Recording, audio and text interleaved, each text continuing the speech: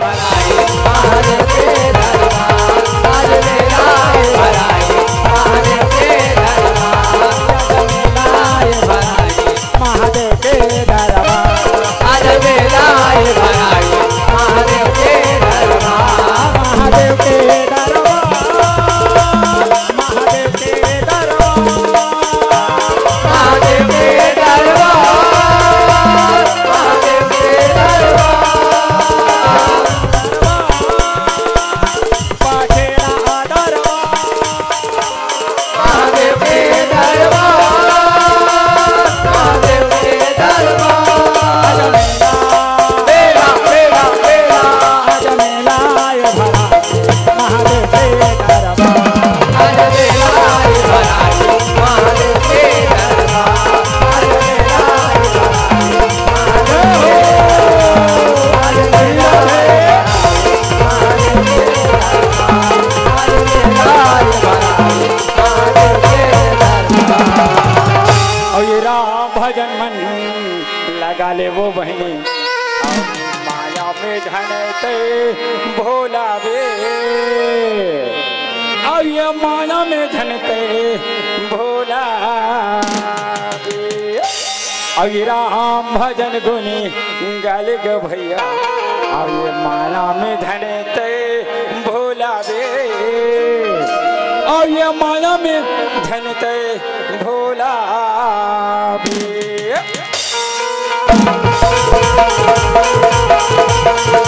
श्री राधे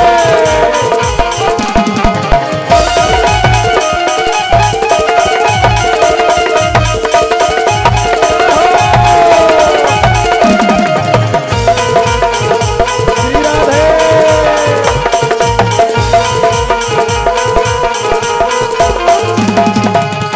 भजन को निकालेगा झंडे भोला वे माया में झंडे भोला राम भजन को निकालेगा भैया माया में झंडे गुलाबी माया में झंडे गुलाबी राम भजन को निकाले भोला माया में झंडे भोला वे माया में झंडे भोला राम भजन को निकालेगा भैया माया में झंडे गुलाबी माया में झंडे गुलाबी भगवान के भजन कर ले एक चोला बैकुंठ में पार हो जाए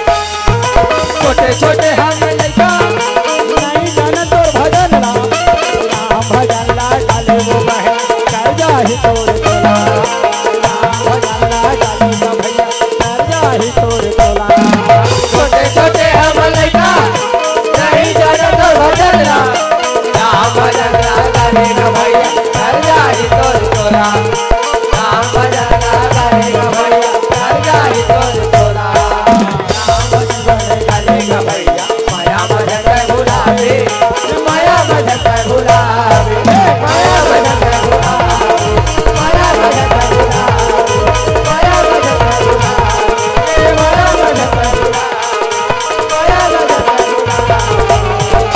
ये दे सिया राम ये कथा सतयुग के आवे सिया राम भगवान भोलेनाथ माता पार्वती आसन लगाए कैलाश में बैठे हवे लगा सिया राम जय श्री राम आज भगवान भोलेनाथ के सेवा माता पार्वती रहे तो सुंदर सेवा बजावन लगे लगा सिया राम जय श्री राम माता पार्वती ला अपन पति देव के सेवा बजाते बजाते सिया राम 10,000 बरस रहे तो बीतन लगे नगा सिया राम जय श्री राम जब 10,000 बरस बीते तो माता पार्वती के मन में संशय उत्पन्न हो गया नगा सिया राम जय श्री राम माता पार्वती के मन में अहंकार के अंकुरित जागे लगे सबके मन के बात जनैया भगवान भोलेनाथ देवादिदेव महादेव तीनों लोग के मालिक भूत भवन बढ़ा देव कथे नगर सिया राम जय श्री राम अपन बाजू में बैठे हैं अपन अर्धांगिनी के मन के बात ला जाने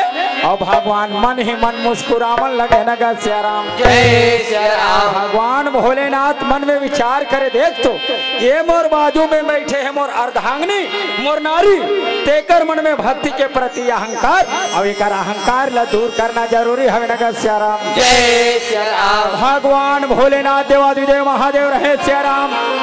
आज अंतःकरण से देवर्षि नारद ला याद करे। नगर सियाराम जय श्री राम। भगवान भोलेनाथ के अंतःकरण पुकार ला सुने और देवलोक देवर्षि नारद रहे तो आकाश मार्ग से चलन लगे। नगर श्याम जय श्री राम। और चले रे कमरिया, अब ये शिव के नगरिया बन के पुजरिया, चले कमरिया बन के पुजरिया रे, चले कमरिया बन के पुजरिया रे, चले कमरिया बन के पुजरिया रे, चले कमरिया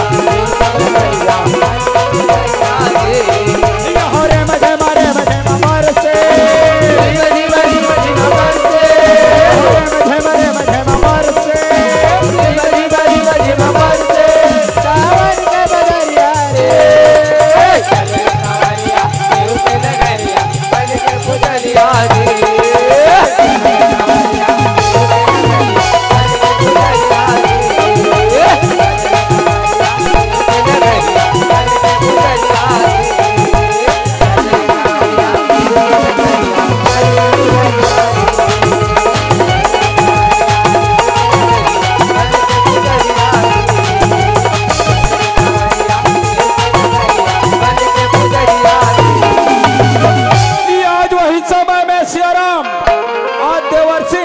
भगवान भोलेनाथ के अंतःकरण पुकार ला सुने और आकाश मार्ग से देवर्षि नारद रहे तो चलन लगे। नगर सियाराम जय श्री राम। जब देवर्षि नारद आकाश मार्ग से चले तो कांति नगर नाम के एक शहर रहे। नगर सियाराम जय श्री राम। और कांति नगर शहर में राजा राज चलाए, राजा के नाम सिरियाल रहे। नगर सियाराम जय श्री राम। राजा सिरियाल के नाम, रानी के नाम चांगुना रहे। सियाराम रानी चांगुना और राजा सिरियाल यही भोले भगवान ले अपन इष्ट देव मान के भक्ति करन लगे। नगर सियाराम जय श्री राम। रानी चांगुना राजा सिरियाल भक्ति करते करते सियाराम 12 बरस रहे तो बीतन लगे। नगर सियाराम जय श्री राम। जब 12 बरस बीते लगे तो वही कांति नगर में देवर्षि नारद के नजर रहे तो पड़न लगे। नगर सियाराम जय श्री राम। देवर्षि नारद मन में विचार करे, वो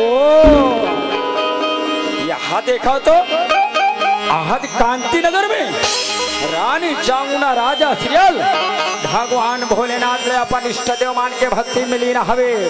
धन्य है देवी, धन्य है राजा, तुहर जैसे शिव भक्ति करने वाला नारी संसार में कोनो नहीं है। नगर सियाराम जय श्री राम। तुहर भक्ति के प्रचार ला में कैलाश में जाके भगवान भोलेनाथ और माता पार्वती ला सुना देथो। नगर सियाराम जय श्री राम। आज आकाश मार्ग से देवर्षि नारद रहे भगवान के भजन करते हुए चलन लगे। नगर सियाराम जय श्री राम। और भजले न शिवना माला, भजले न शिवना भजले न शिवना, भजले न शिवना, भजले न शिवना, भजले न हरि नाम ला, भजले न शिव नाम ला, भजले न हरि नाम ला, भजले न शिव नाम ला,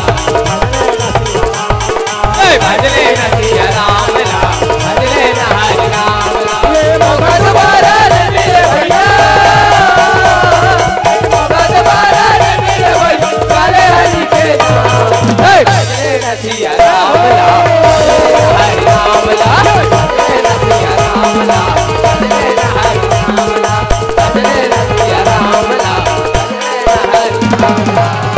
प्रणाम भोले, प्रणाम माते, आयुष्मान भव नारद। आओ नारद आओ आओ, कैलाश में स्वागत है, आसन पाव विराजमान हो कि नगर सियाराम जय श्री राम। या देवर्षि नारद ला आज कैलाश में भगवान भोलेनाथ और माता पार्वती आज आसन देवन लगे। नगर सियाराम जय श्री राम। आसन लगे देवर्षि नारद ला भगवान भोलेनाथ पूछे लगे, कैसे देवर्षि नारद कहाँ से आवत हो या कहाँ जावत हो किस नगर सियाराम। जय सिया राम। भगवान भोलेनाथ के वाणी ल सुने देवर्षि नारद के प्रभु मैं देवलोक ने निकल के तीनों लोग 14 भुवन भ्रमण करते हुए आकाश मार्ग से होते हुए आज कैलाश पहुँचे हो नगर सियाराम। जय सिया राम। भगवान भोलेनाथ कथे देवर्षि नारद आप बने तीनों लोग 14 भुवन भ्रमण करके आते हो।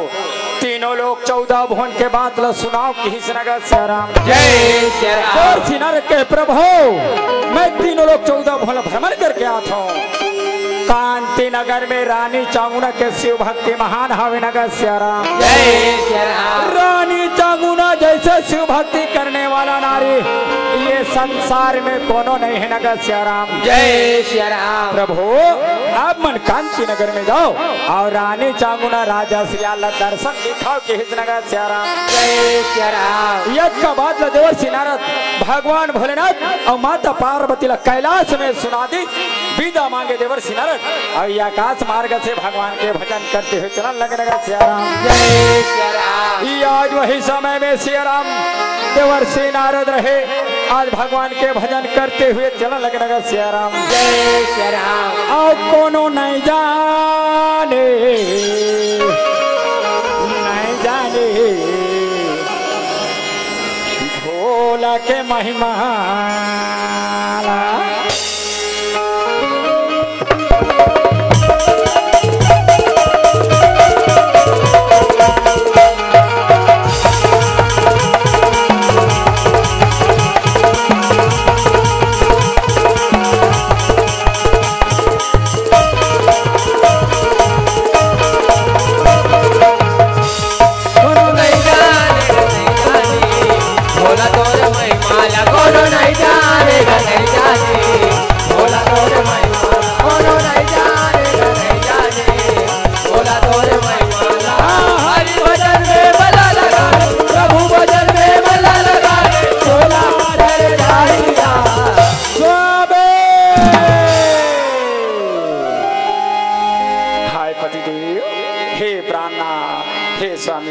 आज मैं क्या सुना था स्वामी मैं तो समझते हूँ शिव भक्ता में महान नारी संसार में मोर से बढ़ के संसार में कोनो नहीं है नगर सियाराम। जय सिया राम। लेकिन आज पहली बार देवर्षि नारद के मुख से सुनत हो कांति नगर में रानी चामुंडा के शिव भक्ति महान हवे नगर सियाराम। जय सिया राम। बताओ ना स्वामी बताओ कब वो देवर्षि नारद के बाद नगर सियाराम। जय सिया राम। भगवान भोलेनाथ जाना है सियाराम एक अहंकार है दिनों दिन बढ़ा थे और एक अहंकार ला दूर करना जरूरी है मेरा सियाराम। जय सिया राम। भगवान भोलेनाथ कथे देवी जैन बात देवर्षि नारद कही दी देवर्षि नारद के बाद कभी झूठा नहीं हो सके नगर सियाराम। जय सिया राम। तो माता पार्वती अपन स्वामी के चरण में कृपा पतिदेव हे प्राणा आज देवर्षि नारद के बाद कभी झूठा नहीं हो सके कभी असत्य नहीं हो सके तो आप मन कांति नगर में जाओ और रानी चामुंडा से पर भक्ति के परीक्षा ले ले हिस नगर सियाराम। जय सिया राम। आज वही समय में माता पार्वती भगवान भोलेनाथ न बोले माता पार्वती के अहंकार दिनों दिन बढ़ने लगे नगर सियाराम। जय सिया राम। भगवान भोलेनाथ कथे ठीक है देवी यदि तोरी ही इच्छा हवे तो आज मैं कांति नगर में जाके रानी चामुंडा से शिव भक्ति के परीक्षा ले लेता हूँ नगर सियाराम। जय सिया राम। माता पार्वती के कहना न मान के सियाराम भगवान भोलेनाथ रहे एक भक्त के परीक्षा लेके खातिर कैलाश ले कांति नगर के मार्ग में चलन लगे नगर सियाराम। जय सिया राम। और ये माथे पे चंदा और ये जटा पे गंगा और ये माथे पे चंदा और ये जटा पे गंगा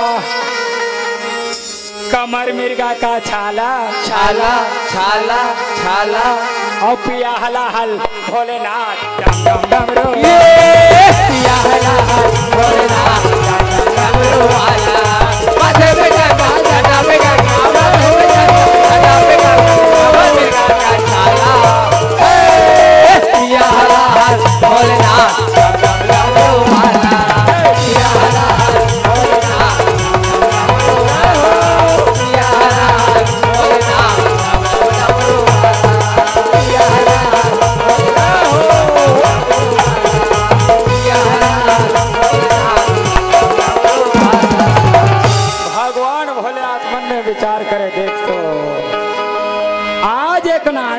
कहना न मान के मैं एक भक्त के परीक्षा ले बर जात हूँ और यही भेष में जाऊँ तो एक भक्त से कैसे परीक्षा ले कृष्णनगर सियाराम जय सियाराम बाबर यही भेष में जाऊँ तो कांति नगर के बाद कौन पूछे जी ये पचेड़ा के लड़का मन घलो बता दी नगर सियाराम जय सियाराम बता दे हूँ नहीं वो भाची कौन है वो नहीं जानो कथे ये नहीं जानो कौन थे वो शंकर भगवान जब ये पचेड़ा के लड़का मन बता थे भगवान भोलेनाथ कह के तो कांति नगर के नर नारी मन मोड़ा पहचान ली एक भक्त से कैसे परीक्षा हो कृष्णनगर सियाराम जय सियाराम एकर से अच्छा ये हवे अपन असली रूप ला छुपा देथो और साधु के रूप ला बना लेथो नगर सियाराम जय सियाराम मोबाइल वाले में तोहर मोबाइल चपक दे रहा मैं तू ही मतलब मोबाइल वाले मतलब पूछूं बीच बीच में ये कौन है कही के खबर तो हर ध्यान मोबाइल में है नहीं कैसे भाची मोबाइल बंद कर दे रहा हूँ अब सोझे आंखें में दिखा थे तेला देखो और यूट्यूब में निकालता है तो वो मोबाइल में यही नहीं आए वाले बात नहीं हमारे कैमरा वाले भैया मन आगू खड़े करे ये आज वही समय में सियाराम अपन असली रूप ला छुपाए और साधु के रूप बना के कांति नगर में प्रवेश करने लगे नगर सियाराम जय सियाराम अब ये सुन ले हमारी कहानी ला राम अब ये रानी चांगुना कहानी ला ये सुन ले अमर कहानी राम सुन ले अमर कहानी राम रानी चांगुना कहानी राम सुन ले अमर कहानी राम रानी चांगुना कहानी राम ये सुन ले हमारी कहानी ला राम रानी चांगुना कहानी ला ओलोक निरंजन भिक्षाम दही भिक्षा मिले मैया रानी चांगुना शिव भक्ति में लेन रानी चांगुना के कान में आवाज पहुंचने लगे नगर सियाराम जय सियाराम रानी चांगुना मन में विचार करे भगवान आज मोर डेहरी में आज मोर दुआरी में कोनो भिक्षुक आए हवे ऐसे लगते रानी चांगुना सोना के थाली में भिक्षा लगाए सियाराम और सोना के थाली में भिक्षा लगा करके आज राजद्वारी की ओर चलन लगे नगर सियाराम जय सियाराम आये सिया रामा तो आये बंसी के बजाया मन मोहना है ये सिया राम तो बंसी के बजाया मन मोहना है ये सिया राम तो सबको के चढ़ैया मन मोहना है सिया राम तो बंसी के बजाया मन मोहना है ये हाय मन मोहना गया के चरैया राम हाय मन मोहना गया के चढ़ैया ये हाय मन मोहना गया के चरैया राम हाय मन मोहना गया के चढ़ैया ये गया के चरैया राम बंसी के बजाया राम गया के चढ़ैया राम बंसी के बजाया राम गया के चरैया राम बंसी के बजाया राम गया के चढ़ैया राम बंसी के बजाया राम के चरैया राम बंसी के बजाया राम हाय मन जय हो हाय मन मोहना जय हो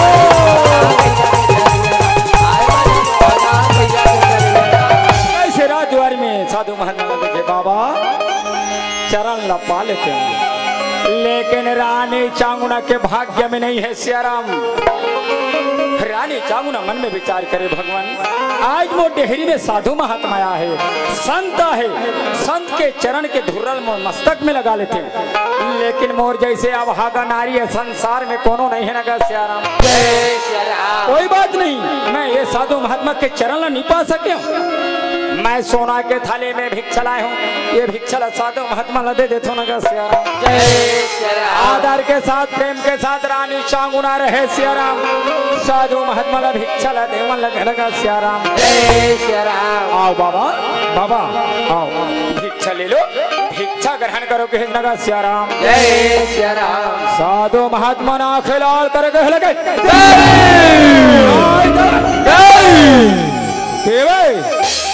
तय बोला भिक्षा देते तोर जैसे नारी के हाथ से भिक्षा तो बहुत दूर की बात तोर जैसे नारी के हाथ से गिलास पानी पीना व्यर्थ है कृष्णनगर सियाराम जय सियाराम रानी चांगुना मन में विचार करे भगवान ये भिक्षा में जरूर कहीं कमी हवे ऐसे मोला लगा था नगर सियाराम जय सियाराम रानी चांगुना यार सोना के थाली में भिक्षा लगा के ला है सियाराम रानी चांगुना राजद्वारी में वो भिक्षा ले रखे हाथ जोड़ के साधु महात्मा कहा लगे नगर सियाराम जय सियाराम बाबा ये भिक्षा में कहीं कमी हवे हमला बता दे वो भिक्षा ला पूरा कर दे वो कथे नगर सिया राम।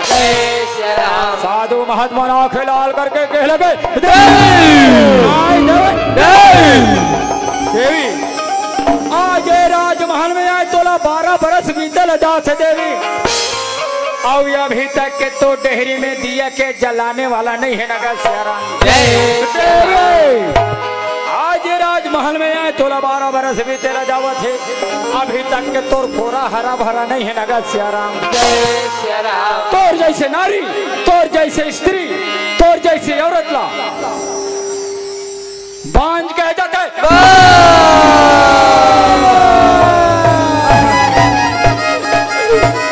नहीं बाबा नहीं बाबा नहीं बाबा बांझ शब्द सुने रानी चामुंडा के आखिर आंसू के धारा बहा लगना का प्यारा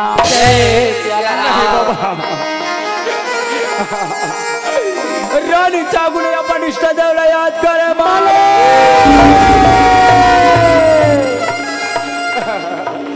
माले आज मोला नारी जात बना के संसार में डाल दे माले। आज मोर कोरा हरा भरा नहीं है आज मोर डेहरी में दिया के जलाने वाला नहीं है आज मोला नाना प्रकार के ताना सुने बर पड़ा था बेनगा सिया राम।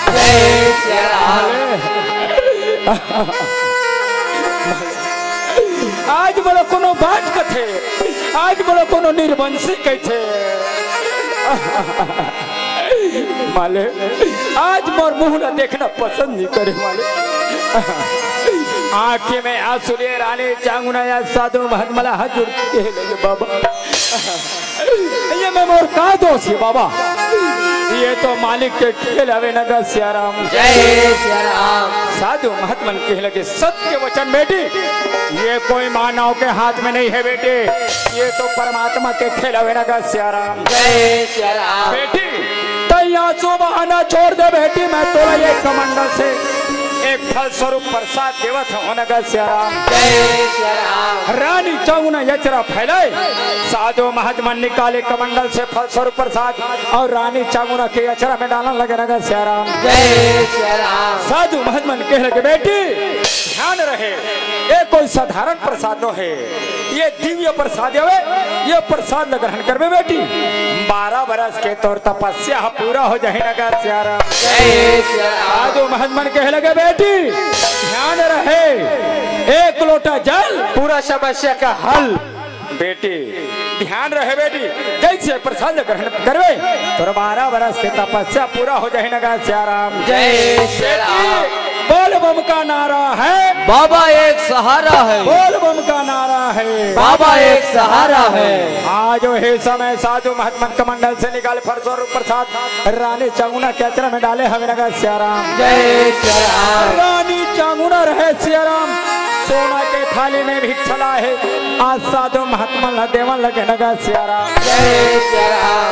आज रानी चामुंडा जैसे सोना के थाली में भिक्षा लगा के लाए साधु महात्मा दे साधु महात्मा भिक्षा ले और याद कांति नगर ले अंतर ध्यान हो लगे नगर सिया राम। जय सिया राम। रानी चामुंडा रहे सिया राम साधु महात्मा के बताए मुताबिक अपन इष्ट देव भगवान भोलेनाथ के ध्यान करे और याद साधु महात्मा के दिए प्रसाद ग्रहण करे नगर सिया राम। जय सिया राम। जैसे वो प्रसाद ग्रहण करे सिया राम रानी चामुंडा रहे सुंदर गर्भवती हो लगे नगर सिया राम। जय सिया राम। जैसे गर्भवती हो रानी चामुंडा पहला महीना या सुंदर वेतन लगे नगर सिया राम। जय सिया राम। देखो सिया राम यदि कोई माता गर्भवती है जैसे कर्म करते आज वो इसने वो बालक के आज अवतरित होते नगर सिया राम। जय सिया राम।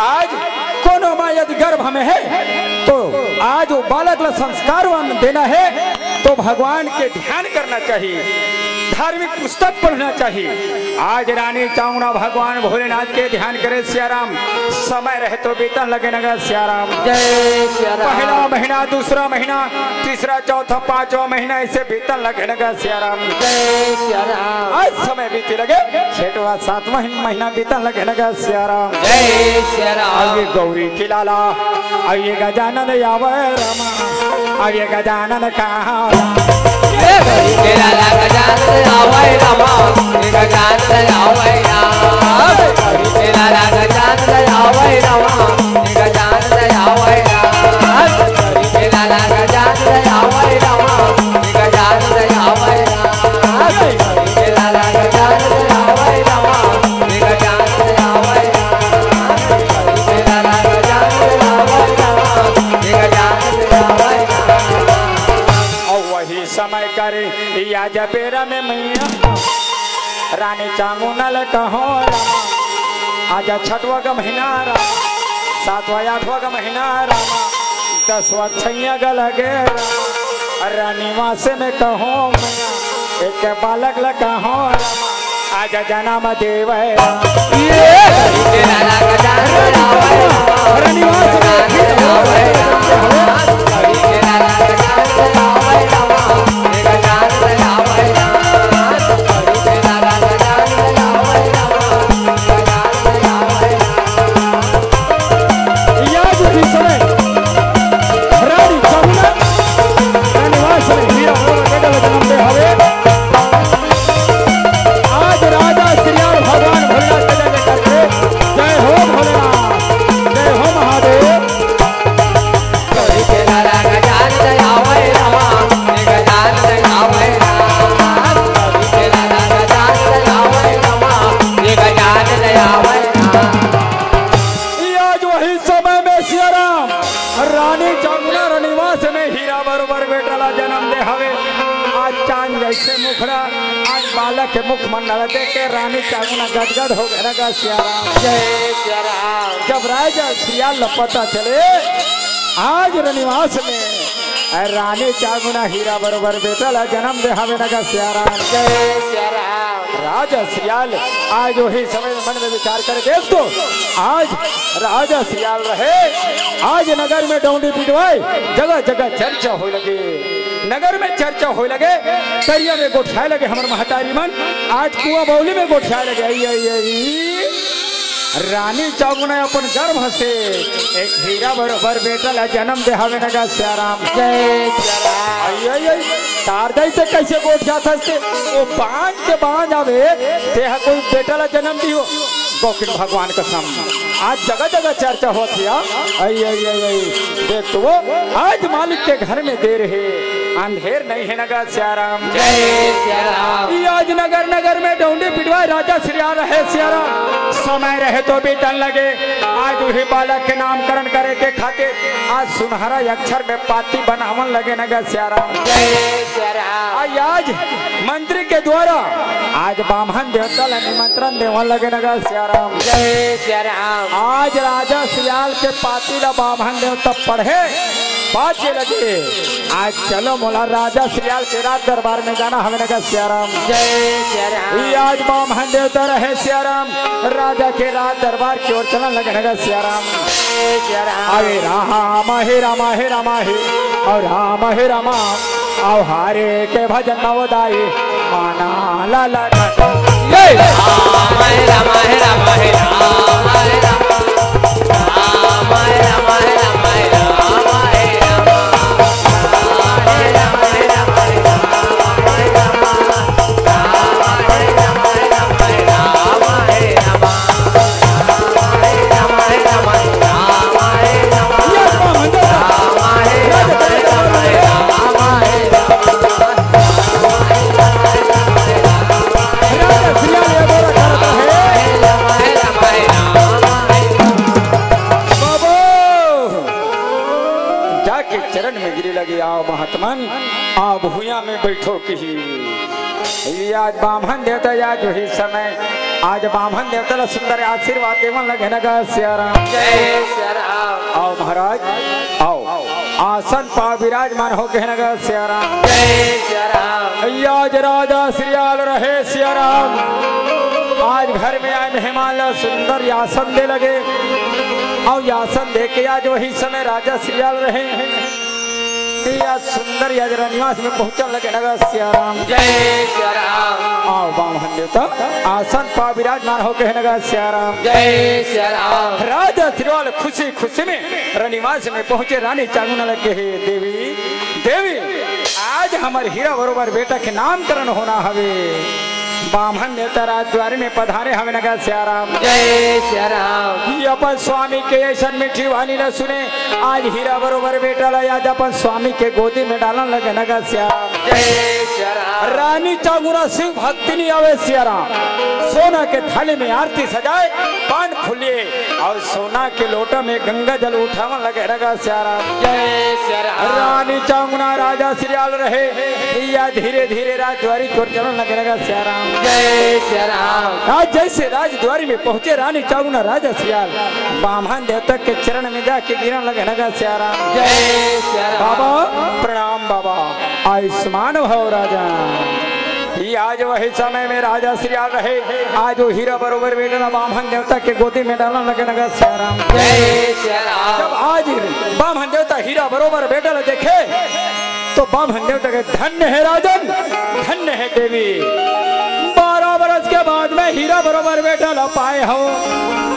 आज तुम्हारे हीरा बरोबर बेटा आज तीनों लोक में आज तुहर नाम लज्जा जयकार कही नगर सियाराम। जय सिया राम। आज भी समय में रानी चांगुना के स्वामी आज देख तो बामन देवता भगवान के रूप होते एक चरण ल धोके चरणामृत पा लेते नगर सियाराम। जय सिया राम। बामन देवता पिता के समान हवे स्वामी आज एक चरण ल धो लेते नगर सियाराम। जय सिया राम। बामन देवता गुरु के समान हवे एक चरण ल धोके चरणामृत पा लेते नगर सियाराम। जय सिया राम। रानी चांगुना राजा श्रीयाल रहे आज बामन देवता के चरण धोवन लगे नगर सियाराम। जय सिया पान राम। फूल चढ़ाए और आरती उतारन लगे नगर सियाराम। जय सिया रानी राम। राजा के लगे गुरु दरिया में ना हाना हो जाके रोना मत। ये गुरु दरिया में आना हो गोरा माती भागे। गुरु दरिया में आना हो जाके गोरा माती भागे। गुरु दरिया में ना हाना हो जाके गोरा मत भागे। गुरु दरिया में आना हो जाके गोरा माती भागे। ये गोरा मत भागे साहेब गोरा मत भागे। गोरा माती भागे साहेब गोरा माती भागे। गोरा मत भागे साहेब गोरा मत गोरा माती भागे। सुना हो सकता सा गाना हो जाके गोरा माती भागे। गुरु दरिया में ना आना हो जाके गोरा माती भागे। गुरु दरिया आना हो जाके गुरु दरिया आना हो जाके गोरा माती। ये दो सियाराम घर में आए मेहमान के सुंदर आदर सत्कार करे। आज वही समय में बामन देवता निकाले पोथी पुराण और बालक के नाम ला बाचन लगे नगर सियाराम। जय सिया राम। याद पोथी पुराण निकाल के बामन देवता रहे बालक के नाम ला देखा लगे नगर सियाराम। जय सिया राम। बामन देवता के धन्य है राजन धन्य है देवी। 12 बरस के बाद में हीरा बरोबर बेटा ला पाए हो। ये पोथी पुराण देख के ये बालक के नाम रखा था नगर सियाराम। जय सिया राम। आज बामन देवता बालक के नाम चिल्लिया रखन लगे नगर सियाराम। जय सिया राम। रानी चांगुना कथे महाराज पहली पहली सुनबे हमरे लड़का के नाम भूला जाती एक बार आओ बताओ किस नगर सियाराम। जय सिया राम। रानी चांगुना के बाद जब सुने बामन देवता कहते भी आज तो हीरा बरोबर बेटा के नाम चिल्लिया रही नगर सियाराम। जय सिया राम। चिल्लिया नाम ला सुने रानी चांगुना राजा श्रीयाल आज गदगद होकर के आज बामन देवता ला मुँह मांगा दान देवा लगे नगर सियाराम। जय सिया राम। आज मुँह मांगा दान ले आज बामन देवता पाए अब मुँह मांगा दान ला पाते। आज रानी चांगुना के राज दरबार से आज विदा मांगे बामन देवता चलो लगे नगर सियाराम। जय सिया राम। आज 12 बरस के बाद में हीरा बरोबर बेटा ला पाए सियाराम। रानी राजा बालक के मुखमंडल देख के बड़ा गदगद हो लगे नगर सियाराम। जय सिया राम। या जी रानी चांगुना कहते स्वामी 12 बरस के बाद में बेटा ला पाहा। बेटा ला झूलना में झूला लेते नगा सियाराम। जय सिया राम। राजा श्रीयाल कथे देवी आज हमार हीरा बरोबर बेटा चांद जैसे मुखड़ा हमारे आँखी के तारा कलेजा के टुकड़ा जब नगा सियाराम। जय सिया राम। बेटा चिल्लेला गोदी में झूला लेते नगा सियाराम। जय सिया राम। आज कांति नगर में सुंदर मंगल सोहर हो लगे बालक चिल्लेला झूलावन लगे नगा सियाराम। जय सिया राम। नगर के नर नारी मन के ही लगे ये पाल बोला ला ला रहा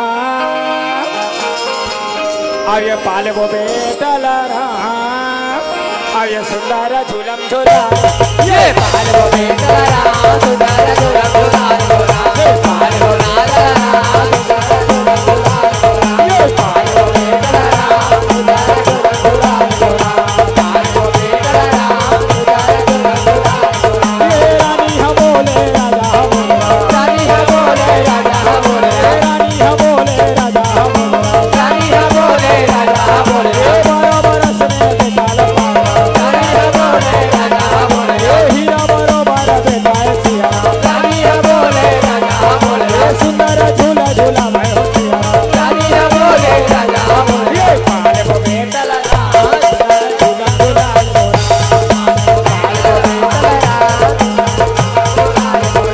तारे हारे नाना सुवाना कदम धरे झोला तारी हारे सुवाना कदम धरे झोला झोले ये तारे हारे नाना सुवाना कदम करे झोला तारी हारे नाना सुवाना कदम धरे झोला झोले तारी हारे नाना सुवाना कदम धरे झोला झोले ये दे सियाराम सबके लड़का आठे पाठे बाढ़े सियाराम और बालक चिल्लिया वरदानी पुत्र अभिनगर सियाराम। जय सिया राम। ये आज बालक चिल्लिया वरदानी बेटा है सियाराम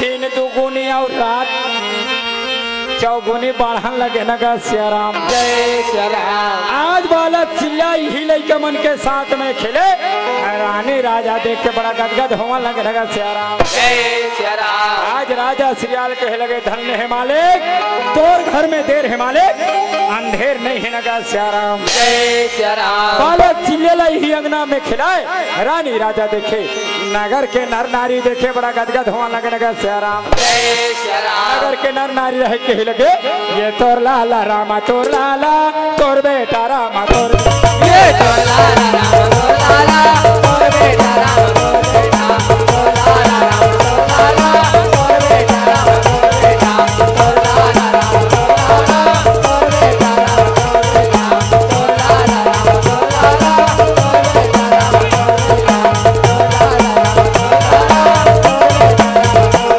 ये वही समय का मेरा मेरा बालक चिल्ला के रामा तो लाला राम तो लाला और बेटा राम तो बेटा ये वही समय का मेरा मेरा बालक चिल्ला के रामा तो लाला राम तो लाला और बेटा राम तो बेटा ये वही समय का मेरा मेरा तो लाला राम तो लाला और बेटा राम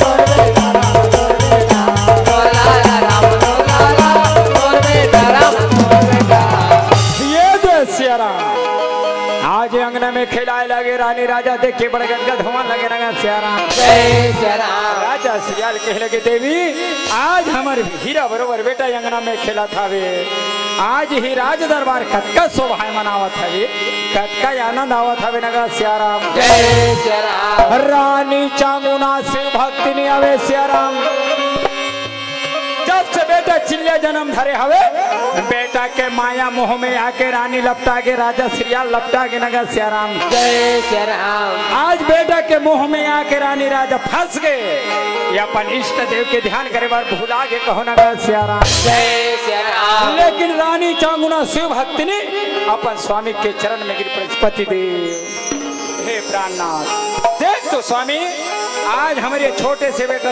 कब बड़े हो गए जब ले बेटा जन्म धरे हवे बेटा के मोह में आके फंस गए और अपन इष्ट देव के ध्यान करे बर भुला के लगा श्याम। जय श्री राम। राजा श्रीयाल कहे लगे सही बात है देवी, जब ले हमार बेटा जन्म धरे हवे बेटा के मोह में आके फंस गए नगर श्याम। जय श्री राम। और हिला तो कहे गए है ना का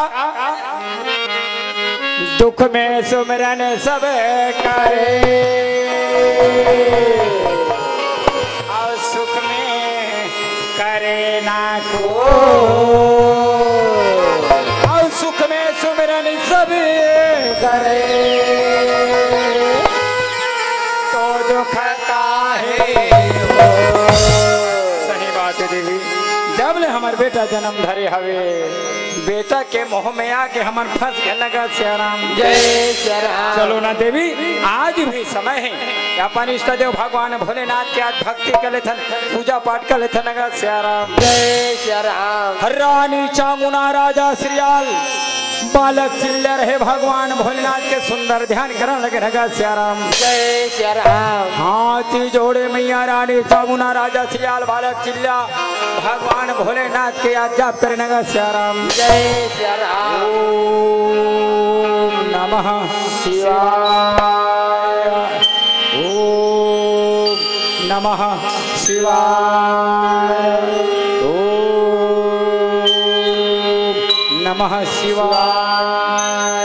रानी राजा याद बालक चिल्ले रहे भगवान के ध्यान करे नगर श्याम। जय श्री राम। लगे घरो अब ओम नमः शिवाय हो रामा, अब ओम नमः शिवाय हो रामा। जय ओम नमः शिवाय हो राम। ओम नमः शिवाय हो राम।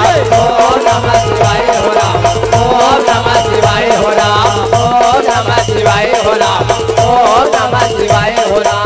ओम नमः शिवाय हो राम। ओम नमः शिवाय हो राम। हरि ओम नमः शिवाय हो राम। ओम नमः शिवाय हो राम। ओम नमः शिवाय हो राम। ओम नमः शिवाय हो राम। हरि ओम नमः शिवाय हो राम। ओम नमः शिवाय हो राम। हरि ओम नमः शिवाय हो राम। ओम नमः शिवाय हो राम। ओम नमः शिवाय हो राम। ओम नमः शिवाय हो राम। ओम नमः शिवाय हो राम। ओम नमः शिवाय हो राम। ओम नमः शिवाय हो राम। ओम नमः शिवाय हो राम। आज वही समय में श्री राम या देवर्षि नारद देव लोक ले निकले और भाजा भगवान के भजन करते करते आकाश मार्ग से चलन लगे नगर श्री राम। जय श्री राम। कैसे आकाश मार्ग से देवर्षि नारद चले देवर्षि नारद के नजर पड़े ओ धन्य है देवी धन्य है राजा। यही कांति नगर में मैं पहली बार देख रहे हैं तो इकर भक्ति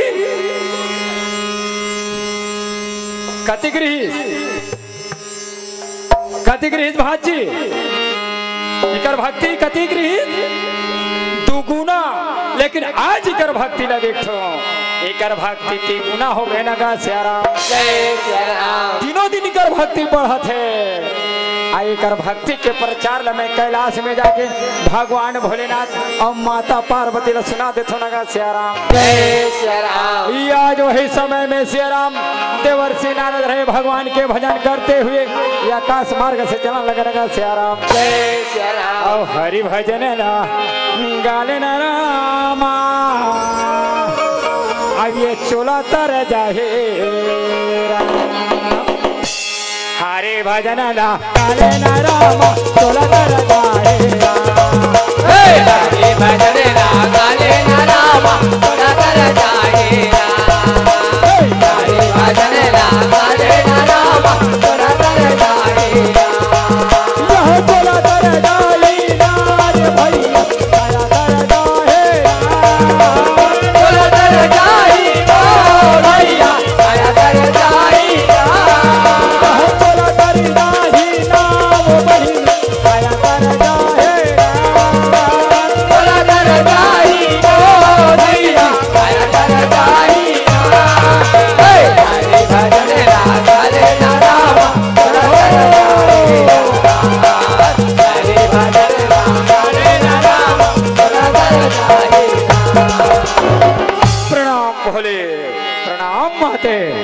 आयुष्मान भव नारद आओ कैलाश में स्वागत है। आसन पाओ कहे नगा सियाराम। जय सिया राम। आज ही कैलाश में देवर्षि नारद ने आसन दे सियाराम।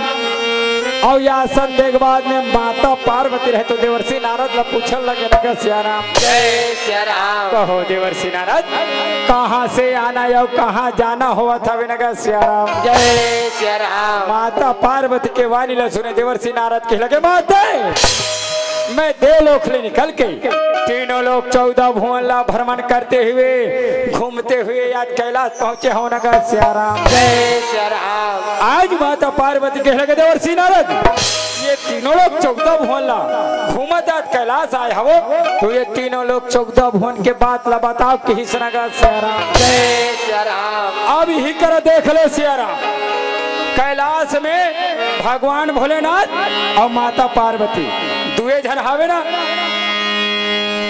भगवान भोलेनाथ कैलाश के सियान माता पार्वती कैलाश के सियान हावे नगा सियाराम। जय सिया राम। लेकिन भगवान भोलेनाथ के रहते हुए माता पार्वती कैसे पूछी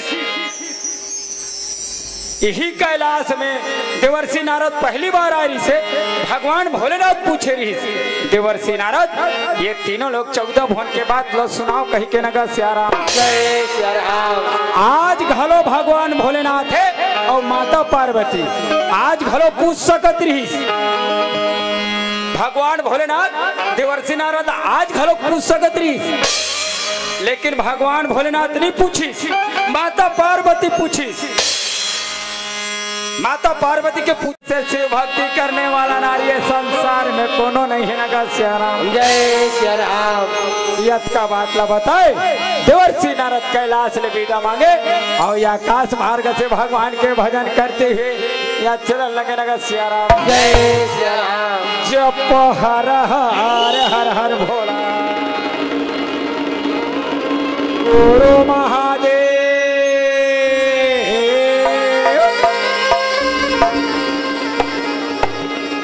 जप हर हर हर हर भोला गुरु महादेव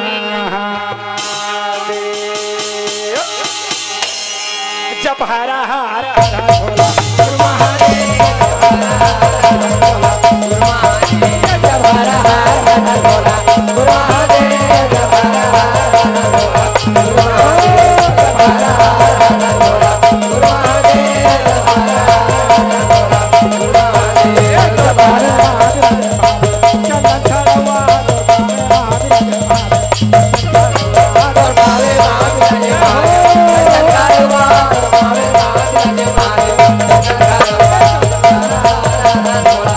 महादेव जप हर हर हर भोला गुरु महादेव जप हर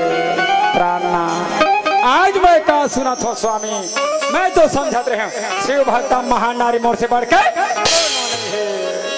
लेकिन आज भी वो देवर्षि नारद के मुख में बसे हवे कांति नगर में रानी चामुंडा के नाम है नगर सियाराम। जय सिया राम। बताओ ना स्वामी बताओ ना का देवर्षि नारद के बाद नगर सियाराम। जय सिया राम। भगवान भोलेनाथ जाने एक अहंकार है दिनों दिन बढ़ा थे अब एक अहंकार ला दूर करना जरूरी है नगर सियाराम। जय सिया राम। भगवान भोलेनाथ मुस्कुराए कहे देवी जैन बात ला देवर्षि नारद कही दी देवर्षि नारद के बाद कभू रद्द नहीं हो सके नगर सियाराम। जय सिया राम। देवर्षि नारद के बाद कभी झूठा नहीं हो सके कभू मिथ्या नहीं हो सके कभू गलत नहीं हो सके कभू असत्य नहीं हो सके नगर सियाराम। जय सिया राम। स्वामी के बाद ला सुने माता पार्वती भगवान भोलेनाथ के चरण में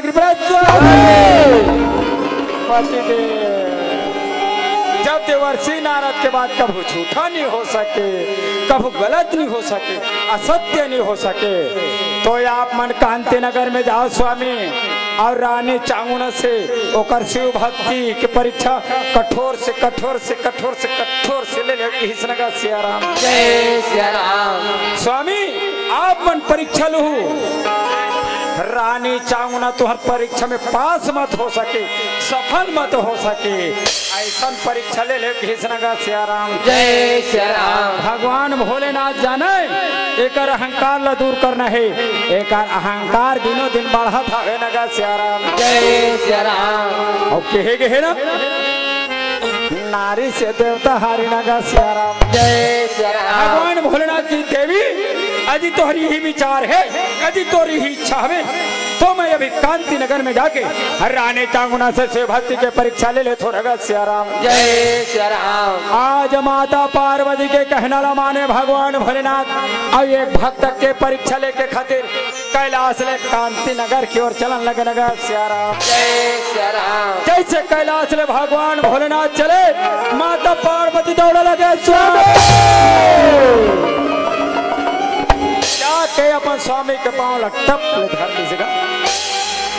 भगवान भोलेनाथ कथे का हो गए वो गणेश के मम्मी नहीं नहीं मम्मी नहीं की वो समय मम्मी नहीं कहा ना वो अभी कथे का भाची मम्मी का कथे हुआ भगवान भोलेनाथ की सियाराम का हो गए वो गणेश के दाई काबर मोर पांव धर ले यही कथा से भक्त से परीक्षा ले ले कही के अब आज मोर पांव धर ले एक भक्त से कैसे परीक्षा ले कृष्ण सियाराम। जय श्री राम। माता पार्वती के स्वामी आपके बार आप मन अकेला नहीं वो कैसन तुहर परम भक्त आवे तीनों लोग 14 भुवन में ओकर चर्चा हुआ था नगर सियाराम। जय श्री राम। मैं वो तुहर परम भक्त ला अपन नजर से अपन आँखी से देखना चाहता हूँ नगर सियाराम। जय श्री राम। भगवान भोलेनाथ कहते ठीक है देवी यदि तोर ही विचार है यदि तोर ही इच्छा है तो ताहरी अपन नजर से अपन आँखी से देख ले नगर सियाराम। जय श्री राम। ऐसा नहीं हो माता पार्वती कथे तक कैसन स्वामी भगवान भोलेनाथ की देवी ते मोर वामंग में विराजमान हो जा। वामंग समझ तो नहीं हो मोसी जानती बाएं अंग भगवान भोलेनाथ माता पार्वती ला वामंग बाएं अंग में विराजमान करी एक भाग भगवान भोलेनाथ और एक भाग माता पार्वती के कहो नगर सियाराम। जय श्री राम। आज वही समय में आज भगवान भोलेनाथ माता पार्वती रहे एक भक्त के परीक्षा लेके खातिर आज माता पार्वती ले अपन वाम अंग में विराजमान करे हविरगा सियाराम। जय श्री राम। भगवान भोलेनाथ जाना ये भेष में मैं एक भक्त के परीक्षा नहीं ले सकूं।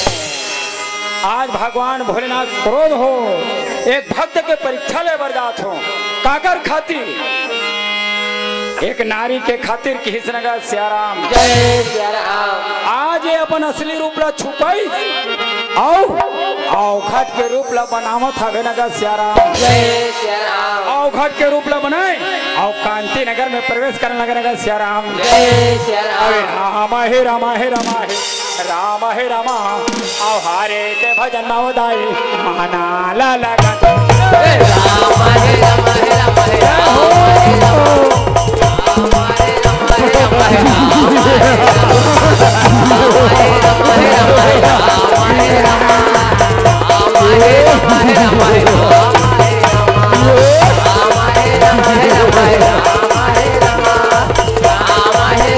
राम हे राम हे राम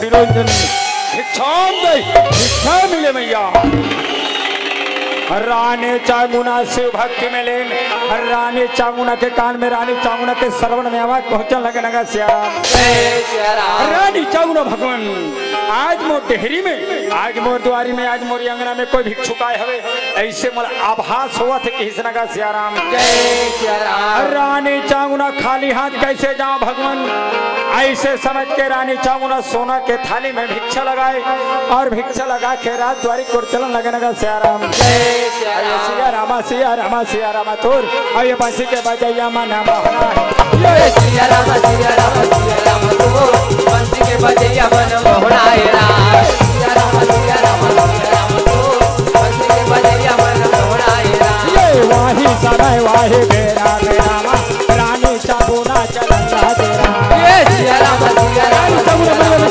भगवान के बजैया मन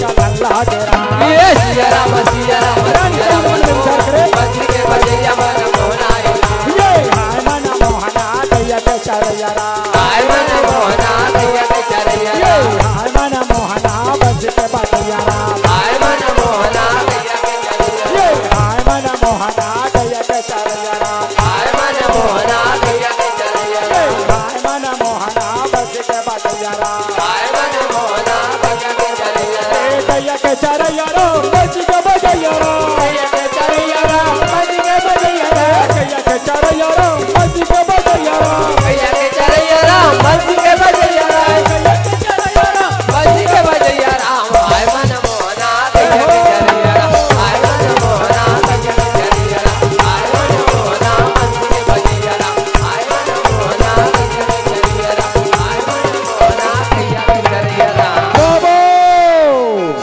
जैसे अवघड़ बाबा ने देखे रानी चामुंडा राजद्वारी में अवघड़ के चरण पाले थे, लेकिन रानी चामुंडा के भाग्य में नहीं है ना गा सियाराम। रानी चामुंडा मन में विचार करे भगवान आज मोर भाग्य में कौन साधु संत के चरण के अधूरा नहीं है तो कोई बात नहीं, आज मैं सोना के थाली में भिक्षा लाया हूँ नगर सियाराम।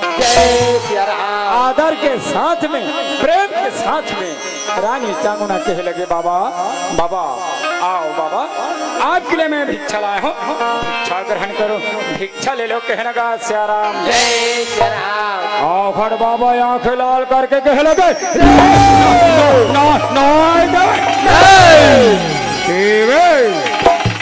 मोला भूख लगा है तो मोला भोजन करा देवे, भोजन पाके तो राजद्वारी से चले जाओ कहने का सियाराम। जय श्री राम। रानी चामुंडा वो सोना के थाली में भिक्षा लगा के लाए। रानी चामुंडा शिव भक्ति नहीं आवे, रानी चामुंडा अवघड़ के बाद लो सुने भगवान आज ये अवघड़ ला भिक्षा नहीं भोजन चाहिए।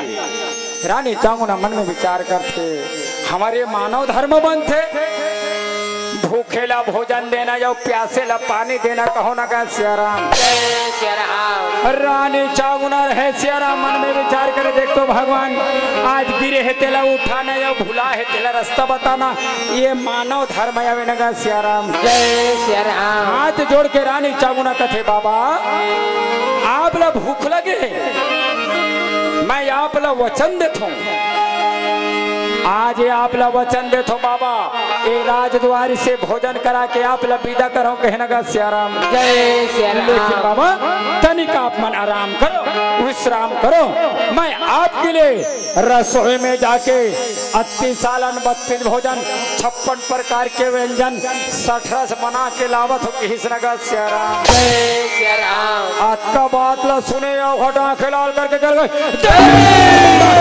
ना ना ना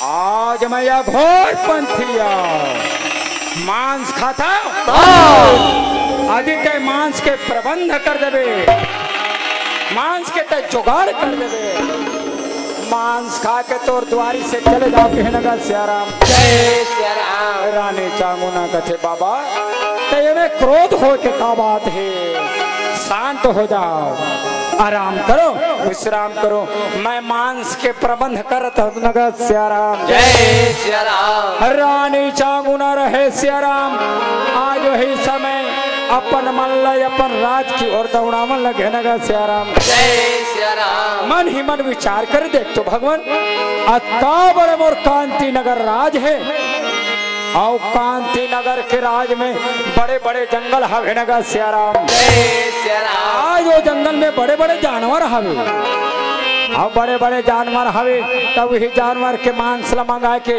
ये अवघड़ ला खिला के राजद्वारी से विदा कर दो नगर सियाराम। जय श्री राम। रानी चामुंडा मन में विचार करे भगवान आज ये अवघड़ हम राजद्वारी में पहली बार आए,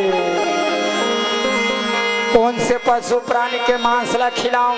रानी चामुंडा मन में विचार करे नगर सियाराम। जय श्री राम। रानी चामुंडा मन में विचार करे भगवान ये अवघड़ मोर राजद्वारी पहली बार आए, ऐसे जानवर के मांस ला खिलाओ ताकि खाने वाले ला घलो अच्छा लगे और खिलाने वाले ला घलो अच्छा लगे नगर सियाराम। जय श्री राम। रानी चामुंडा मन में विचार करे सियाराम का सांबर चेतल का मरवा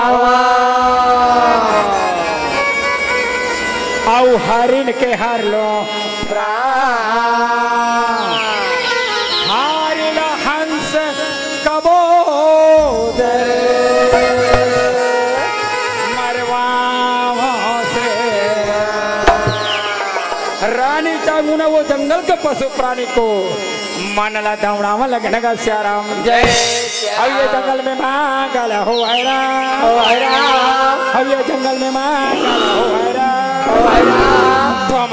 तो मौका बाजत नाचन लागे राम जंगल में मांगला हो राम तुमो का मंजूर नाचन लागे राम जंगल में मांगला हो राम तुमो का मंजूर नाचन लागे राम जंगल में मांगला हो राम तुमो का मंजूर नाचन लागे राम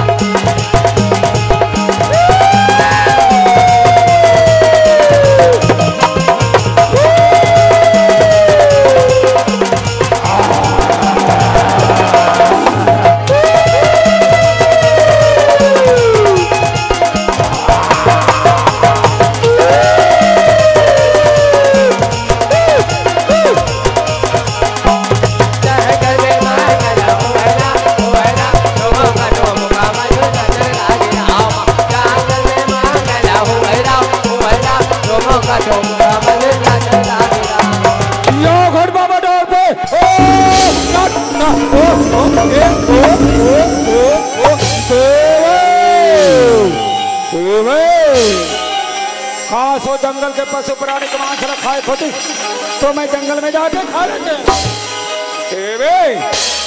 मैं घोर पंथिया मनुष्य के मांस रखाता हूँ मनुष्य के मांस खवा देवे मनुष्य के मांस रखा के तो राजद्वारी से चले जाओ कहीं लगा श्याराम रानी चामुंडा मन में विचार करे भगवान देख तो न तो आप 29 साल 32 भोजन खाओ और न तो जंगल के पशु प्राणी के मांस रखाओ मनुष्य के मांस रखाओ कथो आज कौन मनुष्य के मांस खिलाओ भगवान रानी चामुंडा मन में विचार करने लगा श्याराम रानी चामुंडा हाथ जोड़ के कह लगे बाबा बाबा आप मन मनुष्य के मांस रखाओ कथो आज मोर शरीर के मांस रखा के राजद्वारी से चले जाओ कह लगा श्याराम या बाबा आंखें लाल करके चलो देवे तोर मांस नाय देवे देवी नारी जननी होते जन्मदात्री होते वंश आगू बढ़ाने वाला होते और तोर मांस रखा के मैं नरक में प्रवेश नाय देवे रानी चामुंडा वचन दे हार खागे सियाराम आज वही समय रानी चामुंडा हाथ जोड़ के कहे लगे सियाराम आप मन कौन आदमी के मांस रखो वही आदमी के मांस ला मांग ले वही आदमी के मांस ला खिला के राजद्वारी से विदा करो कहने का सियाराम रानी चामुंडा के बाद लो सुने जाओ कर के लगे दे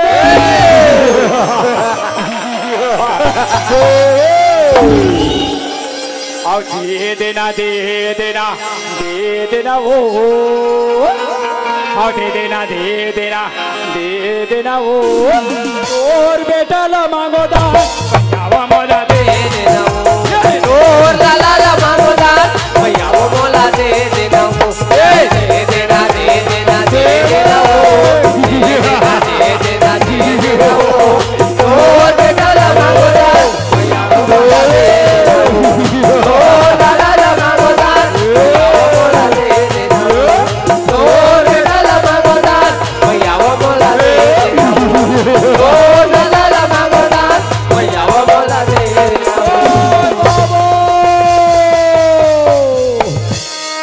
नहीं बाबा,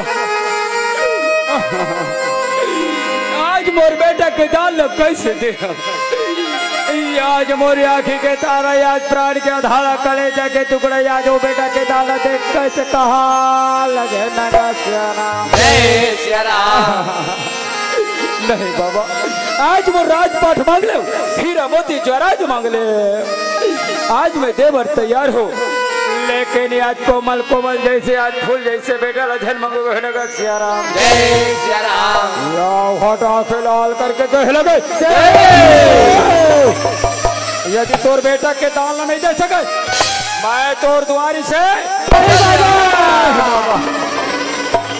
नहीं बाबा, आप मैं वचन दे हूँ आज रात द्वार से भोजन करा के आप विदा करो कहनगर सियाराम जय सियाराम रानी चामुना आज ही राज द्वारी में आंसू बहावत रहे विलाप करत रहे बालक चिल्ला यंगना में खेलत रहे नगर सियाराम जय सियाराम आज बालक चिल्ले अपन माँ के रुदन पुकार ल सुने बालक चिल्ला दौड़ पड़े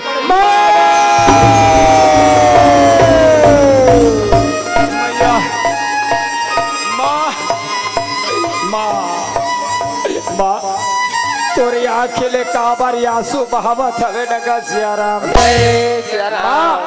आंसू बहाय के कारण ल बताओ माँ तोरी आँखिले काबर नीर बहत हवे नगर सियाराम आज अपन बेटा के ऐसे मीठी वाणी ल सुनी रानी चामुना के आँखिले आंसू के धारा बहा लगे नगर सियाराम बेटा सीना से लगा ली बेटा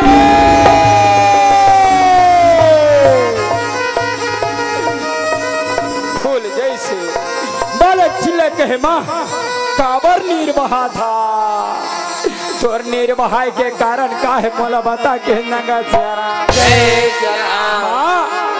एक बेटा के रहते हुए माता पिता नीर बहाय माता पिता दुखी हो आंसू बहाय माँ ओ बेटा ला धिक्कार है माँ आज वैसा बेटा ला चुल्लू भर पानी में डूब गए मर जाना चाहिए नगर सियाराम जय सियाराम माँ बता तोरी आँखिले काबर आंसू बहाते रानी चामुंडा बेटा ला सीधे से लगाए बेटा फूल जैसे लाला हीरा याद तोला में कैसे ये बात न बताओ कहना का सियाराम जय सियाराम तब तो बेटा चिल्ले अपन माँ के चरण में गिर पड़े माँ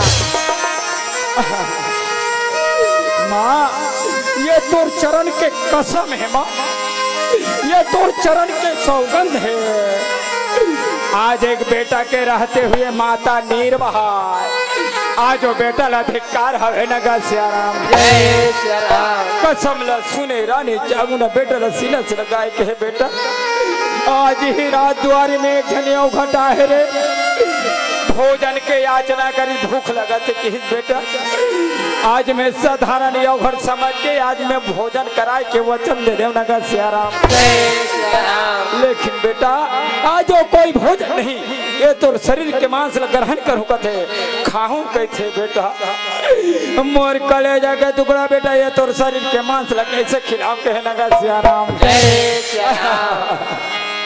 नहीं बेटा बालक चिल्ले कह लगे माँ मैया ये छोटे से बात बताई आंसू बहा था नीर बहा था या जो खट भूखे हवे माँ आज मोर शरीर के याद चारा बना दे औखट ला खिला दे कि नगर सियाराम माँ ये एक दिन ये नासवान शरीर माटी में मिल जाए माँ कोनो काम नहीं आए तय हरि अपन हुआ चलना पूरा कर ले नगर सियाराम धन्य है बेटा बेटा ला सीना से लगा बेटा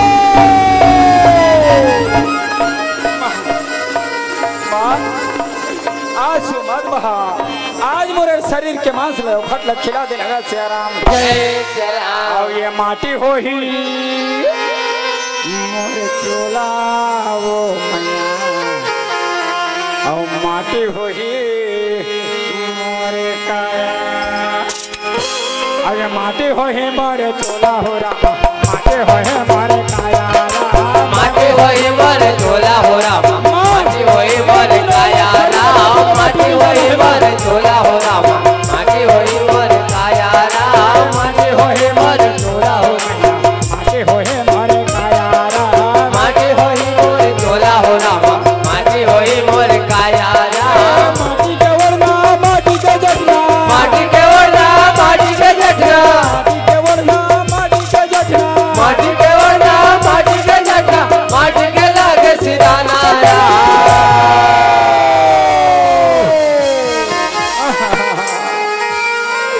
नहीं लाला, नहीं बेटा। आज एक हीरा बरोबर बेटा के पुकार सुन के हमारे भैया की ओर से भगवान के श्री चरणों में 30 रुपये के भेंट समर्पित हवे। ये आज वही समय, आज बाल ये अपन माला समझावन लगे लगा सिया राम। जय श्री राम। और ये माटी हो ही मर चोला हो रामा, माटी हो ही मर माटी होई मोर झोला हो रामा, माटी होई मोर काया राम। माटी होई मोर झोला हो रामा, माटी होई मोर काया राम। माटी होई मोर झोला हो रामा, माटी होई मोर काया राम। माटी होई मोर झोला हो रामा, माटी होई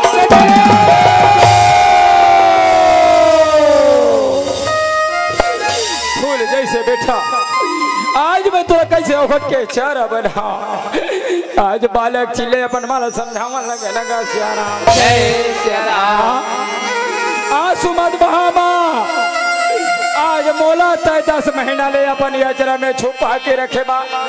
का ये बेटा के फर्ज नहीं बने नगा सिया राम। जय श्री राम। आज हीरा बरोबर बेटा अपन माला समझाए लगे माँ। आज मोला तय अपन आज मुख के कौरला बचा के मोर मुख में डाले बा। आज मोला उंगली धर के आज चलना सिखाए हवस नगर सिया राम। जय श्री राम। का वो बेटा के फर्ज नहीं बने माँ? माँ का वो दिन मैं भूला जाऊं? नहीं माँ, नहीं। बालक चिल्ला ये अपन माला याद दिला माँ। मैया आज मैं 7 धार के तोर गोरस पिए हो माँ। आज मोला ते या घट के चारा बना दे। आज वो 7 धार के गोरस के छुटान है छुटा जही नगर सिया राम। जय श्री राम। बालक चिल्ले कहे माँ आज आधी रात के समय में बिस्तर गीला हो जाते सिया राम। धन्य है वो माला। आज बेटा ला सुखा में सुला के आज एक माँ सारी रात गीला लपहा देते लगा सिया राम। जय श्री राम। आज एक माँ गीला में सो के सारी रात बहा देते। माँ का ये बेटा के फर्ज नहीं बने। ऐसे दुख के घड़ी में आज एक बेटा माता पिता के काम आ सके नगा सिया राम। जय श्री राम। याद फूल जैसे बालक आज अपन माला समझाए लगे सिया राम। हे संत समाज आज बालक किल के माँ आज देरी झनकर या जाओ घट भूखे हवे। हे संत समाज आज के प्रवेश में हम लोग सुने वर मिलते देखे वर मिलते। आज एक माता पिता 4 बेटा पाल थे, 4 बहुला पाल थे, लेकिन वारे 4 बेटा आज एक जन माता पिता आज तपस्या नहीं दे सकत, 1 गिलास पानी नहीं पिला सकत। बालक चिल्लाते थे माँ वो बेटा ला चुल्लू भर पानी में डूब गए। जाना चाहिए।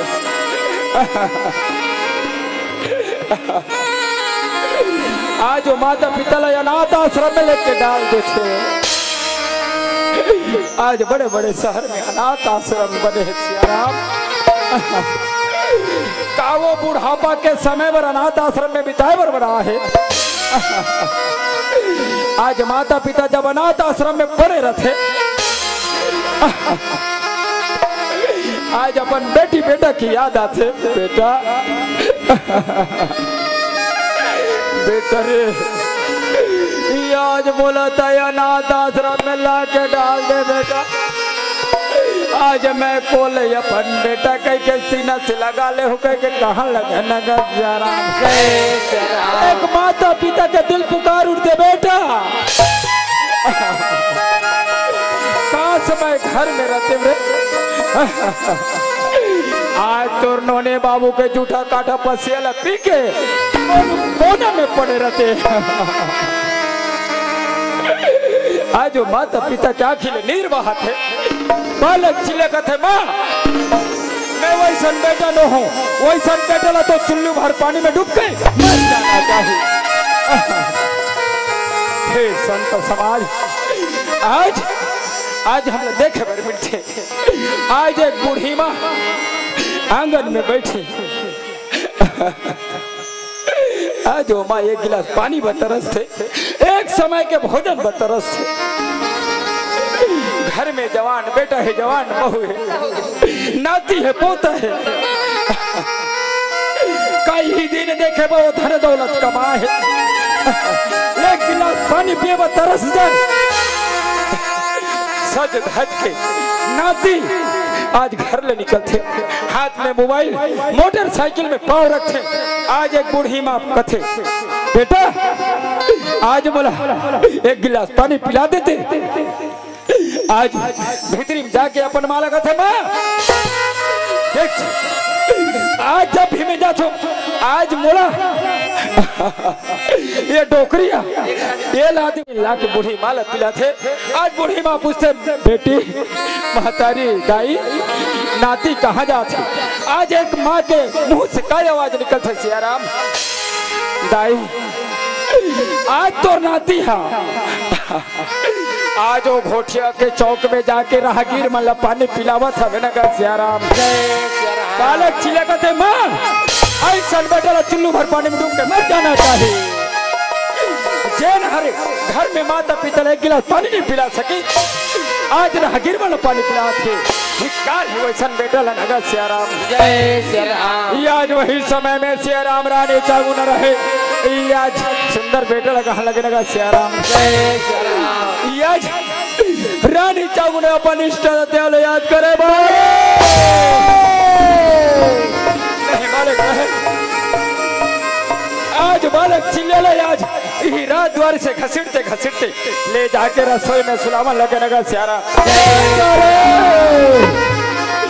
ले जाके पाटा में सुला दी। रानी चामुना हाथ में ले तलवार और बालक चिल्ला के गले में तलवार उतारे भर जावा था में नगर सियाराम। रानी चामुना मनिष्ठ देव याद करे बाले भोले शिव भोले रामा भाजो रामा से भोले शिव भोले रामा भाजो रामा सिया राम भोले शिव भोले रामा भाजो रामा सिया रामा भजो सिया राम हो रामा भजो सिया राम हो ये रामा भजो सिया राम हो रामा भजो सिया राम हो रामा भजो सिया राम हो रामा भजो सिया राम हो ये रामा भजो रामा भजो सिया राम हो ये हो जा बजर डाला आने में देख बजर डाला आने में देख काटे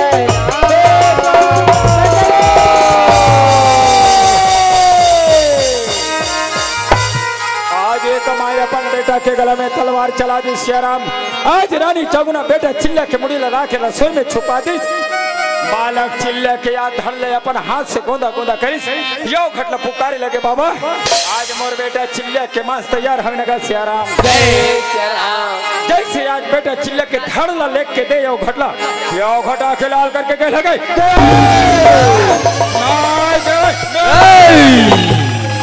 कई मोला मांस देखा या कचरा ला के देखा नगा सियाराम। जय सियाराम। रानी चांगू ने घट के चरण में गिर पड़े बाबा आज मोर बेटा के मांस जमीन में पड़े आज ही समय यो भर गयो देव तोर बेटा चिल्ले के मुड़ीला कहाँ करे लगा सियाराम रानी चामुना आज ही समय रसोई में पहुंचे और बेटा चिल्ले के मुड़ीला लाके या जाओ खटला देवा लगे लगा सियाराम बाबा आज मोर बेटा चिल्ले के मुड़ीला हो आज मोर बेटा चिल्ले के मुड़ीला खा के रात वारी से चले जाओ कहने लगा सियाराम यो फटा के लाल करके बोला धोखा दे अब ये धोखा के फल तोला भोगना पड़ी लगा सियाराम और बेटा चिल्ला के मुड़ीला बहाना में डाल ले ओखल में डाल और अपन हाथ से चुरा चुरा कर दे कहने लगा सियाराम रानी चामुना या जाओ भंडा भोजन कराए के खातिर बहाना में आज बेटा चिल्ला के मुड़ीला डाले और अपन हाथ से मोसर चलावन लगे लगा सियाराम लेकिन एक माँ के आखिरी आंसू के धारा बहे यो घर बाबा देख के क्रोध हो गए ध्यान रहे आज तोर आंखें में आंसू देवे जैसे तोर बेटा के जन्म के दिन लोरी गा के सुनाए आज महुला लोरी गा के सुना दे सियाराम आज वही समय में रानी चामुना रहे घटला लोरी गा के सुनावा लगे लगा सियाराम रानी चामुना अपन बेटा चिल्ला याद कर लगे बेटा आज 5 तत्व से तोर शरीर बने रही आज 5 तत्व में विलीन हो गया सियाराम 5 रतन के बने रहा काया और ले हरे के नाम हो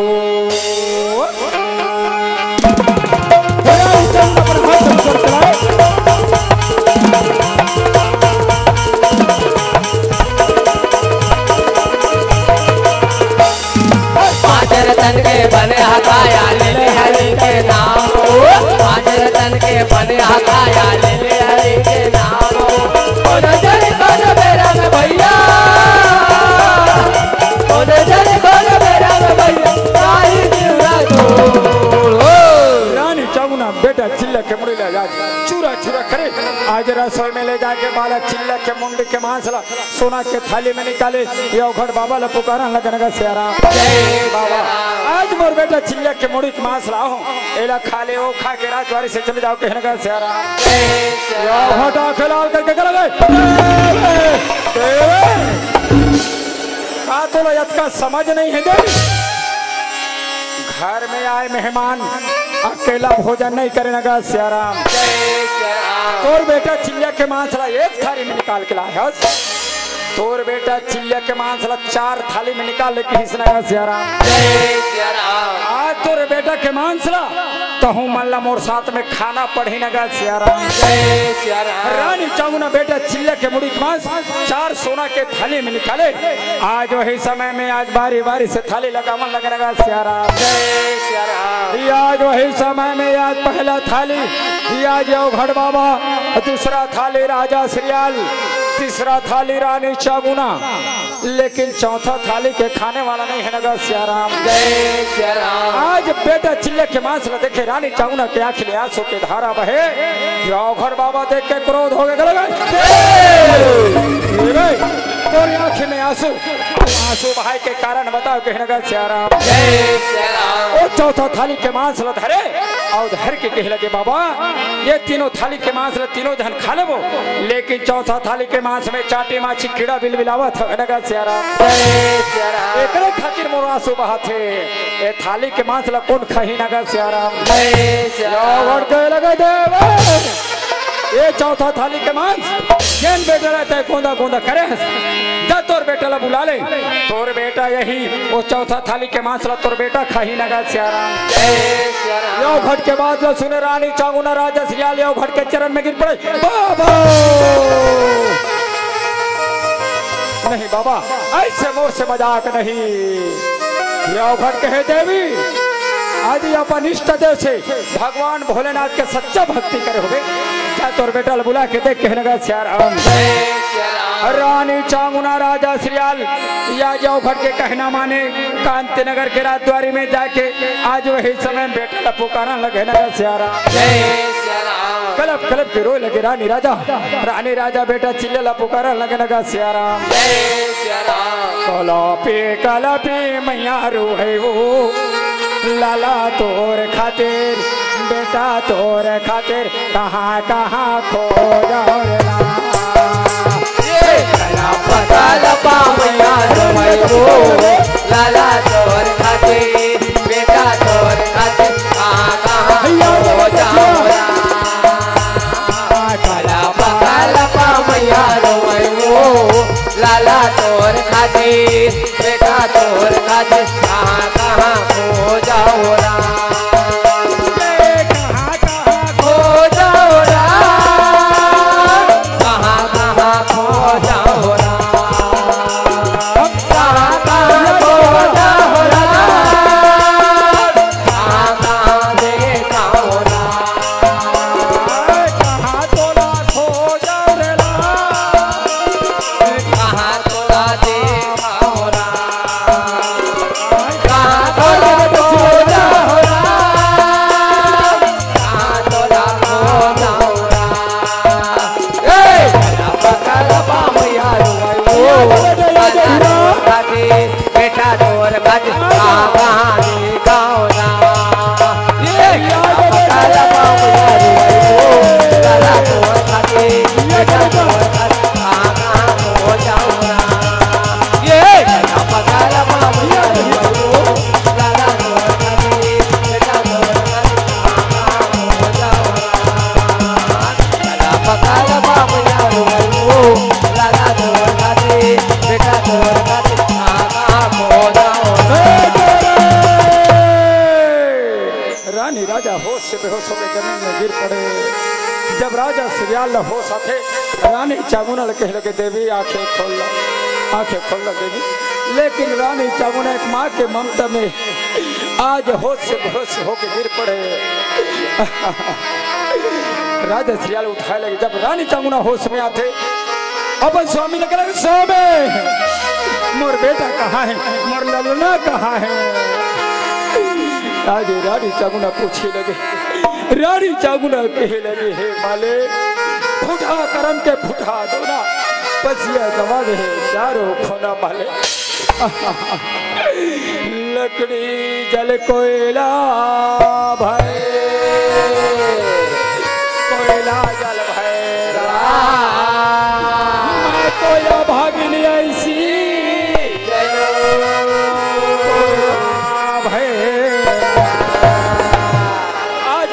पुकारे लगे आज बेटा आज हीरा ये मोरे लाला ये मोरे हीरा ये मोरे लाला ये मोरे हीरा तोला कहाँ देखा हूँ रे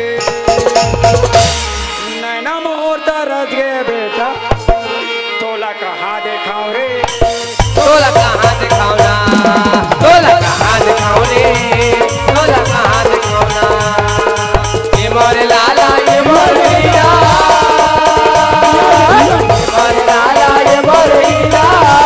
तोला कहाँ दिखाओ रे नैना मोर तरस गए बेटा तोला कहाँ दिखाओ रे तोला कहाँ दिखाओ तोला कहाँ दिखाओ रे तोला कहाँ दिखाओ रे तोला कहाँ दिखाओ तोला कहाँ दिखाओ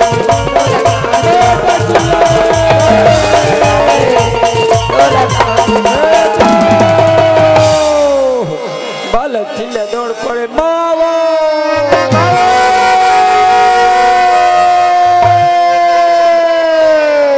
आज होश से बेहोश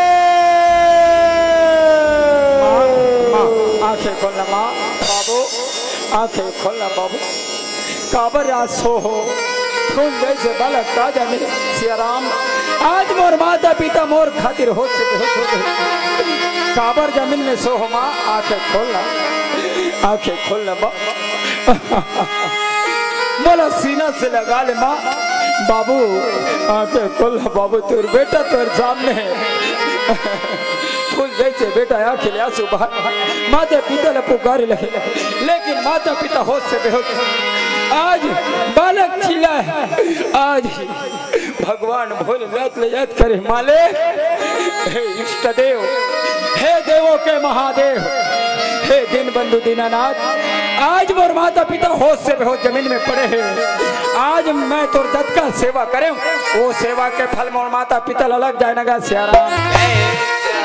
आज बालक चिल्ले अपन माता पिता ल पुकारे लगे, माँ आँख खोल काबर आँखें नहीं खोल, तोर बेटा ला सीना से लगा ले नगा सियाराम। जय सियाराम। बेटा के रुदन करुण पुकार ल सुने, रानी राजा होश में आए, बेटा ला सीना से लगा, बेटा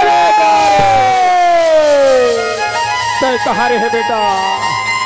रानी चामुना राजा श्रीयाल यो भट्ट के चरण में जाके गिर गए, बाबा हे स्वामी, ए अवघट के रूप में कौन परमात्मा हरे। आज हमारे इष्ट देव ला याद करबो, ये अवघट के रूप में कौन परमात्मा हरे। आज हमला साक्षात्कार करवा दी, ये अवघट के रूप में कौन परमात्मा हरे, हमला दर्शन दिखा दी नगा सियाराम। जय सियाराम। रानी राजा अपन इष्ट देव ला याद करे, आज वही समय रानी राजा रहे तो कहाँ लगे नगा सियाराम। जय सियाराम। और जय हो भोले बाबा नादिया वाले आजा, जय हो भोले बाबा नादिया वाले, जय हो भोले बाबा नादिया वाले, जय हो भोले बाबा नादिया वाले, जय हो भोले बाबा नादिया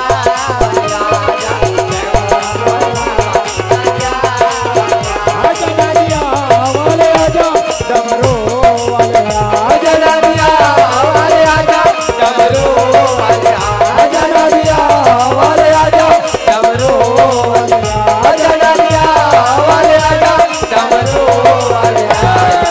जय हो भोले बाबा नादिया वाले आजा, जय हो भोले बाबा नादिया वाले आजा, जय हो भोले बाबा नादिया वाले आजा। आंखें खोलो राजन, आंखें खोलो देवी। जब आंखें खोल के देखे, आज तीनों लोग के मालिक भूत भवन भोलेनाथ माता पार्वती के दर्शन करे। आज आंखें खोलो राजन, आंखें खोलो देवी। आज रानी राजा लगे लगे, धन्य है देवी, धन्य है राजा, तुहर दान से में अति प्रसन्न है। मुँह मांगा दान मांग ले कहे नगा सियाराम। जय सियाराम। हाथी जोड़े रानी राजा, आज भगवान भोलेनाथ माता पार्वती लगे लगे, प्रभु आज हमारे मन से कठोर से कठोर से कठोर से परीक्षा ले। ये कलयुग में कोनो प्राणी से ऐसा परीक्षा मत लो नगा सियाराम। जय सियाराम। कलयुग में कोनो प्राणी से ऐसा परीक्षा लो प्रभु, अब वो सफल नहीं हुई, पास नहीं हो सकी, तब वो कर अपमान नहीं, मोर अपमान हुई नगा सियाराम। जय सियाराम। भगवान भोलेनाथ माता पार्वती के एव मस्तु तथास्तु कहाँ लगे नगा सियाराम। जय सियाराम। भगवान भोलेनाथ माता पार्वती लगे लगे, देवे देवी तय अपने आप ला बहुत बड़े शिव भक्त मानत रहे। आज वो शिव भक्त देख तोरी आगू में अपन कलेजा के टुकड़ा ला गोंदा गोंदा करके चारों थाली में निकाल के रख दिस नगा सियाराम। जय सियाराम। माता पार्वती के अहंकार चूरा चूरा हो गए। माता पार्वती अपन स्वामी के चरण में गिर पड़ी, पति देव प्राणनाथ। मैं अहंकार में आके ये अपन आप लोग बहुत बड़े शिव भक्त मानत रहे हूँ, लेकिन आज मोर आँखें खुल गए, मोर अहंकार दूर हो गए। मोरोले बड़े शिव भक्त कांति नगर में रानी चामुंडा के शिव भक्ति महान हवे नगर सियाराम। जय सियाराम। मोला क्षमा करो। भगवान भोलेनाथ दीन बंधु दीनानाथ कहते सियाराम, एक भक्त ला दर्शन दिखाए और एक भक्त के अहंकार ला दूर करने का सियाराम। जय सियाराम। माता पार्वती रानी चामुंडा के उंगली पकड़े और रानी चामुंडा के जय जयकार करने का सियाराम। जय सियाराम। आज माता पार्वती के ही लगे, ये सुन संगवारी में तोला सुनावा, ये सुन संगवारी में सबला सुनावा, और ये नारी के महिमा हवे अप्पा, और ये काला बताओ मैं नारी महिमा, काला बताओ मैं नारी महिमा, देता घरो नहीं पावे पास, काला बताओ मैं नारी महिमा, काला बताओ मैं नारी महिमा, देता घरो नहीं पावे पास, काला बताओ मैं नारी महिमा।